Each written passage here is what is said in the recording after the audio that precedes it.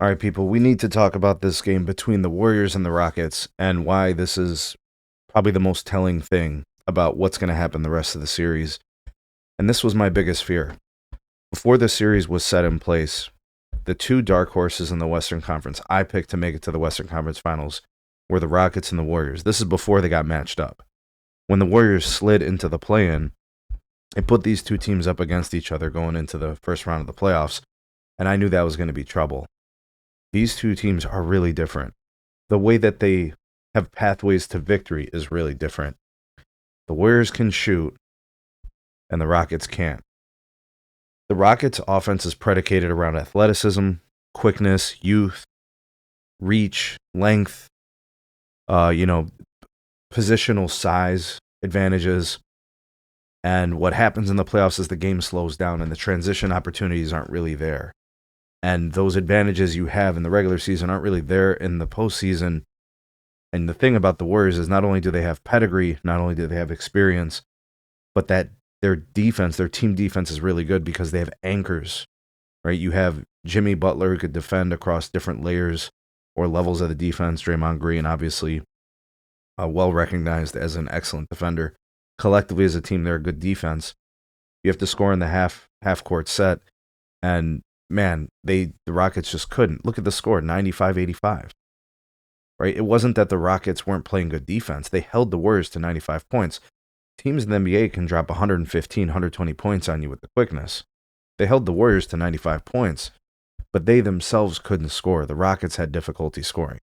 The Rockets scored 21 in the first quarter, but held the Warriors to 18. How sustainable was that? Could the Rockets hold the Warriors to 18 a quarter? I think it's unrealistic, especially when you have shooters on the Warriors, especially Steph and Pods, who's been very good. These guys, Mose Moody, they came to play. The second quarter told you what was going to be the bugaboo or the problem for the Rockets. Warriors scored 29. The Rockets could only muster 13. That can't happen. If you can only score 13 points in a playoff game, you're probably going to lose that game. The rest of the way, the Rockets were fine. They fought back.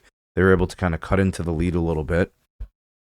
But at the end of the game, when it came down to execution, it was really about guys from the Warriors being able to get the buckets in a reliable way. Jimmy was phenomenal.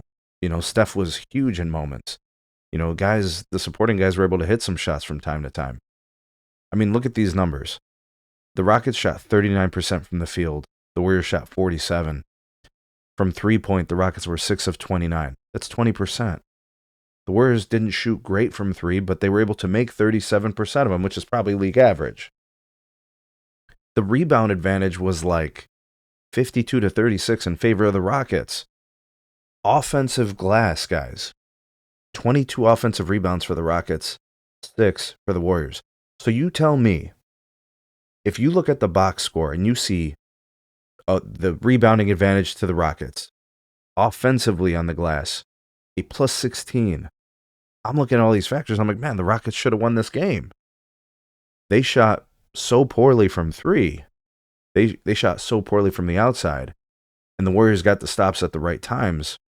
And, of course, the turnovers. You had 5 more turnovers by the Rockets. That's what this game was really about. It's the offensive side of the ball. The Rockets are going to find it hard to score on this team. Draymond Green, Jimmy Butler, these guys, they're willing and capable defenders. There was nothing special happening on the Warriors. They didn't have a lot of bench production. Pods had 14 points. Mose Moody had 7. Draymond Green had 4 points. Basically, the Warriors beat the Rockets because 2 guys played really good. Jimmy Butler and Steph Curry. You should be able to win that game as a team if you hold the other team to just 2 guys having good games. But the reason why the Rockets lost is because Sengun was the only guy getting you reliable point production. Van Fleet's a good shooter from time to time, right? He can get hot. 4 of 19 from the field. 2 of 13 from 3. 2 of 13 from 3. Dillon Brooks, 11 points. That's all right. 8 from Amin Thompson. He's going to have to do more. And I think the real reason why you're seeing a discrepancy between the regular season Rockets and the first game of the playoff Rockets, it's Jalen Green. 3 of 15 from the field, 0 of 4 from 3. That's That's why they lost. He's going to have to be more reliable as a scorer. Off the bench, Jabari Smith was decent. You got 11 points. Guys, they scored 85 points in an NBA playoff game. Right? This is not the dead ball era. This is an era where, there's a lot of possessions and stuff, but in the playoffs, the defense does get tougher. And these shots are going to be hard. And I think the Rockets are going to have a hard time the rest of the way. I picked the Rockets as a sleeper before I knew they were going to be playing the Warriors.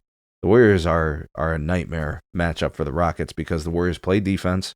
They're going to make the Rockets have to shoot. And, Jimmy and Steph, man, they're going to be a problem.